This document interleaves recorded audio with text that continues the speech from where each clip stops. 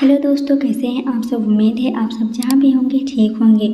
अगर आप ये स्टोरी पहली बार सुन रहे हैं तो इसे पूरा समझने के लिए आपको इसका पिछला पार्ट जरूर देखना चाहिए। आरोही ने उठकर उस परछाई का पीछा किया तो देखी कि ज्योति सर्वेंट रूम में जाकर एक कोने में बैठकर रो रही थी और उसने अपने हाथ में एक फ़ोटो ली हुई थी जिसे बेतहाशा चूमते वो धीरे से बोली, तानिया। आरोही उसे इस हाल में देखकर दंग रह गई। ज्योति आंखों में आंसू भर के बोली, तानिया, हम तुम्हें कितना याद करते हैं। तुम्हारे बिना जीना बहुत मुश्किल है। तानिया, तुम्हारी हंसी, तुम्हारी मुस्कान, सब कुछ याद है। तुम्हारी बातें, तुम्हारी यादें मेरे दिल को बहुत चुभती हैं। ज्योति का दिल पुरानी यादें याद करके अचानक से दर्द से भर गया और उसने तानिया की तस्वीर को अपने सीने से लगा लिया। आरोही बाहर खड़े होकर सब कुछ सुन रही थी। अब उसकी पूरी बात जानने की उसकी जिज्ञासा बढ़ रही थी। आरोही हैरान रह गई और उसके मन में सवाल उठने लगे, ये तानिया कौन है और ज्योति काकी उसके लिए इतनी दुखी क्यों हो रही हैं। वहीं दूसरी तरफ शाम हो चली थी, लेकिन सोहम का गुस्सा अब तक शांत नहीं हुआ था। वो न जाने कितने पैटर्न्स बना चुका था, लेकिन उसका आज काम में मन नहीं लग रहा था।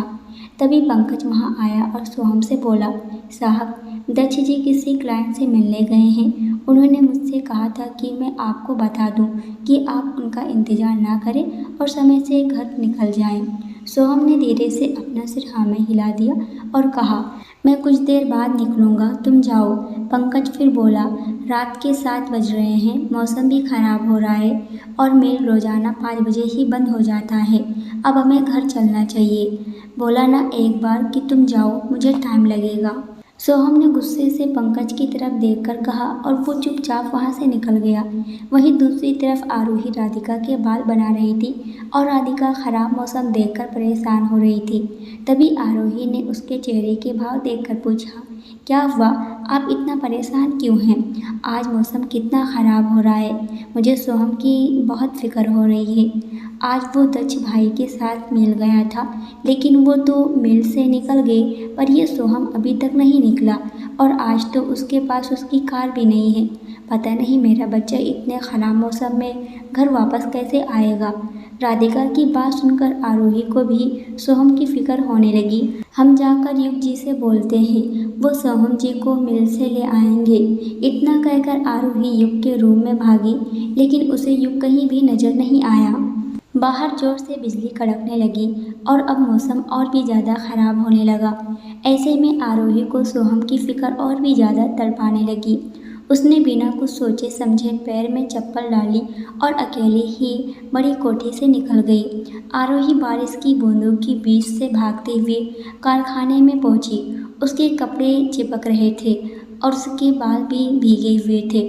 ठंड के मारे वो कांपने लगी। सोहम अपने काम में डूबा हुआ था। तभी उसे दरवाज़ा खटखटाने की आवाज़ सुनाई दी। उसने बाहर की तरफ झाँका तो बारिश में भीगी हुई आरोही को देखकर वो हैरान रह गया। सोहम अपने केबिन से भागता हुआ बाहर आया और चिंतित होते हुए बोला, आरोही, तुम यहाँ कैसे और इतनी बारिश में। आरोही की सांस फूल रही थी। उसने कांपती आवाज़ में कहा, बड़ी मुश्किल से सोहम जी, ये बारिश। सोहम ने तभी बिना कुछ सोचे अपनी शर्ट उतारी और उसने आरोही के पास जाकर नरमी से कहा, ये लो आरोही, तुम्हें ठंड लग जाएगी, ये पहन लो। आरोही ने बाथरूम में जाकर कपड़े बदले। सोहम की शर्ट उसके घुटनों तक आ रही थी। आरोही शर्म से लाल हो चुकी थी। वो शर्माते हुए किसी तरह से अपने पैरों को शर्ट से छुपाते हुए बाहर आई और बोली, सोहम जी, ये कपड़े बहुत बहुत छोटे हैं। सोहम आरोही को देखा तो देखते ही रह गया। उसका गुस्सा जैसा बारिश की बूंदों से धुल चुका था। सोहम ने फैक्ट्री में पड़ा हुआ एक बड़ा सा कपड़ा का टुकड़ा आरोही को पकड़ा दिया। आरोही ने उस कपड़े को नीचे स्कर्ट की तरह बांध लिया और अब जाकर उसे सुकून आया था। सोहम ने आरोही के हाथों को अपने हाथों में लिया और हाथ मलता हुआ बोला, ठंड लग रही है। आरोही ने हाँ में अपना सिर हिला दिया। सोहम नरमी से उसके ठंडे हाथों को गर्म करने लगा और बोला, रुको, चाय बनाकर लाता हूँ। कुछ देर में सोहम चाय बनाकर लाया और जब वो दोनों एक साथ बैठकर चाय पीने लगे तब बारिश के कारण बिजली कट गई। अंधकार ने उन्हें ढक लिया था कि तभी अचानक आरोही के मन में बचपन की वो याद घूम गई जब उसे एक बार उसकी सास ने एक अंधेरे कमरे में अकेले ही बंद कर दिया था। वो सब याद करके आरोही का दिल कांप गया और अचानक उसने सोहम को गले लगा लिया। सोहम ने आरोही के डर को महसूस करते हुए उसकी पीठ पर एक राहत भरा हाथ रख दिया। उसने अपने मोबाइल की रोशनी को जलाया और बोला, डरो मत आरोही, मैं हूँ यहाँ। कुछ देर बाद आरोही को यह एहसास हुआ कि उसने अनजाने में सोहम को गले लगा लिया था, तो वो फौरन उससे दूर हो गई। सोहम ने बात को यहीं ख़त्म करते हुए कहा, बाहर मौसम और ख़राब हो गया है, कच्चा रास्ता है, अब इस मौसम में निकलना सेफ नहीं है, हमें ये तूफान थमने का इंतज़ार करना होगा। आरोही ने धीरे से अपना सिर हाँ में हिला दिया। इधर बड़ी कोठी में रात के करीब 11 बजे दत्त जी घर वापस आ गए। उन्होंने देखा कि राधिका, पंकज और ठाकुर अब तक हॉल में ही बैठे हुए थे। दत्त ने अंदर आते हुए राधिका से पूछा, सोहम घर वापस आ गया? उसका फ़ोन भी नहीं लग रहा था। राधिका बोली, वो युग के साथ है, युग उसे वापस लाने गया है। लेकिन तभी युग अपने रूम से बाहर आया और सब लोग उसे देखकर हैरान रह गए। दत्त ने परेशान होते हुए कहा, अरे युग तो यहीं है, फिर सोहम कहाँ है? युग ने हैरान होते हुए पूछा, सोहम भाई अब तक घर वापस नहीं आए क्या? अब जाकर राधिका को याद आया। वो बोली, युग बेटा, तुम तो घर पे ही हो, ऐसे कैसे हो गया? आरोही गई थी ना तुम्हें बताने कि सोहम घर पर नहीं आया, और वो कहाँ है? युग हैरान होकर बोला, नहीं हो सकता, तब मैं सावर ले रहा था, इसलिए मुझे पता नहीं चला। तभी राधिका सोहम को कॉल लगाते हुए बोली, मुझे तो दोनों बच्चों की बहुत चिंता हो रही है, न जाने सोहम किस हाल में होगा, और अब ये आरोही ऐसे तूफान में बिना बताए न जाने कहाँ चली गई। राधिका ने सोहम को फ़ोन लगाने लगी। एक बार पूरी रिंग चली गई, लेकिन सोहम ने कॉल का कोई जवाब नहीं दिया। राधिका ने दोबारा कॉल लगाया और तब आरोही सोहम का फ़ोन उठाकर बोली, मालकिन आप चिंता ना करें, उस वक्त युग जी अपने कमरे में नहीं थे, तो हमें कुछ समझ में नहीं आया, इसलिए हम खुद मिल चले आए। हम और सोहम जी दोनों यहाँ सुरक्षित हैं, तूफान थमते ही हम यहाँ से निकल जाएंगे। आरोही की बात सुनकर राधिका की तो जान में जान आई थी, लेकिन दत्त का खून गुस्से से खौल गया। राधिका बोली, ठीक है बेटा, ख्याल रखना। इधर दत्त जब तक राधिका के हाथ से फ़ोन छीनने आया तब तक कॉल कट चुका था। दत्त गुस्से में बोला, घर में मेरे ही नाक के नीचे इतना सब कुछ हो रहा है और मुझे ही नहीं पता चल रहा है। फिर दत्त ने गुस्से से पंकज की तरफ देखकर बोले, पंकज, आरोही को जरा कंट्रोल में रखो, ऐसे ही इसके आव भाव रहे तो तुम तो इससे शादी नहीं कर पाओगे। इतना कहकर दत्त वहाँ से चला गया और पंकज गुस्से का घूंट पीकर रह गया। दत्त अपने रूम में गया और टेबल पर जोर से हाथ मारते हुए बोला, सब कुछ मेरे हाथ से फिसल रहा है, क्यों मैं कुछ भी संभाल नहीं पाया। इधर ये आरोही भी हाथ से निकली जा रही है और बनी बनाई डील भी हाथ आकर निकल गई। दत्त नाराजगी भरे अंदाज में आगे बोला, मेरे डिजाइन कॉपी कैसे हो सकते हैं? ये कैसे मुमकिन है? मुझे अभी जाकर देखना होगा। सारी डिजाइन्स तो यहीं बड़ी कोठी में रखी थी। इतना कहकर दत्त अपने रूम से निकलकर बड़ी कोठी में ही बनी वर्कशॉप में चला आया।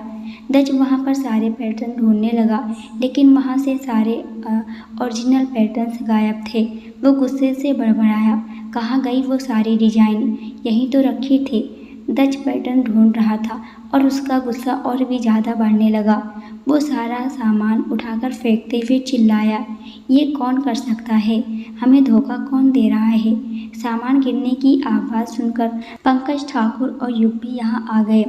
युग दत्त के पास जाकर बोला, क्या हुआ दादाजी, सब ठीक तो है ना? आप इतना गुस्सा क्यों कर रहे हैं? ऐसा क्या हो गया? दत्त ने अब पीछे पलटकर गुस्से में सबको देखकर पूछा, मेरे डिजाइन किसने चुराए हैं? युग ने हैरान होकर कहा, क्या ये सब कैसे हुआ? दत्त ने एक बार फिर पूछा, मेरी असली कॉपीज कहाँ गई? अब युग ने भी नाराज होते हुए पूछा, यहाँ कौन है जो हमें धोखा दे रहा है? कुछ तो गड़बड़ है, हमारे बीच में ही ये दुश्मन है और हमें उसे पहचानना होगा। तभी दत्त गुस्से से वहाँ से बाहर चला गया और उसके पीछे बाकी सब भी बाहर निकल आए। देर रात आरोही और सोहम बड़ी कोठी वापस लौट आए। चारों तरफ सन्नाटा पसरा था। आरोही धीरे से सोहम से बोली, इतनी रात को तो सब सो चुके होंगे, हम लोग कोठी के अंदर कैसे जाएंगे? रुको, मैं युग को कॉल करता हूँ। इतना कहकर सोहम ने युग को कॉल लगाया और उसने बाहर आकर दरवाज़ा खोल दिया और बोला, भाई आपने मुझे कॉल क्यों नहीं किया? बड़ी मुश्किल से अभी कुछ देर पहले ही सबको सबके रूम में भेजा है। आप मुझे कॉल कर देते तो मैं आप लोगों को लेने आ जाता। सोहम ने जवाब दिया, वो मैंने ड्राइवर को कॉल करके मेल बुला लिया था, बहुत तेज नींद आ रही है। फिर वो आरोही की तरफ देखकर आगे बोला, आरोही जाओ तुम भी आराम कर लो। आरोही ने धीरे से अपना सिर हाँ में हिलाया और फिर तीनों लोग चुपचाप अपने अपने कमरे की ओर बढ़ गए। आरोही चुपचाप से धीरे पाँव से अपने कमरे में पहुंची। उसने जल्दी से अंदर जाकर अंदर से कुंडी लगा ली। चारों तरफ अंधेरा पसरा था। आरोही ने अपनी चुनरी एक तरफ फेंक दी और वो लाइट जलाकर अपना कुर्ता उतारने लगी। तभी उसे आहट हुई कि जैसे कमरे में उसके अलावा कोई और भी था। इससे पहले कि आरोही पीछे पलटती, किसी ने उसकी खुली कमर पर अपना हाथ पसार दिया। आरोही अचानक से चौंक उठी। उसने पीछे मुड़े बिना ही आदमी को खुद से धकेल दिया और पीछे पलट कर देखा तो पंकज को देखकर उसका चेहरा गुस्से से लाल हो गया। तुम हमारे कमरे में शर्म नहीं आती एक लड़की को कपड़े बदलते हुए देखते हो? आरोही के धक्का देने की वजह से पंकज जमीन पर गिर गया था। फिर वो उठने की कोशिश करने लगा, लेकिन नशे में होने की वजह से वो लड़खड़ाए जा रहा था। वो किसी तरह से चेयर को पकड़कर उठते हुए नशीली आवाज़ में बोला, हमको काहे शर्म आएगी? हम तो तुम्हारे होने वाले पति हैं ना। शर्म तो तुमको आनी चाहिए। शादी हमसे करने वाली हो और रात के 2-2 बजे तक किसी और मर्द के साथ घूमती हो, बेशरम लड़की। देखो, हम तुमको आज एक बात साफ साफ बता दे रहे हैं, हम तुमसे शादी नहीं करना चाहते, इसलिए चुपचाप उठो और निकल जाओ हमारे कमरे से। आरोही गुस्से से पंकज को घूरते हुए बोली, तुम एक नंबर की लालची औरत हो। हम सब समझते हैं, हम बेवकूफ़ थोड़ी ना हैं। तुम बड़ा दांव खेलना चाहती हो, है ना? हम सब समझ रहे हैं, तुम्हें पैसों में ऐश करना है।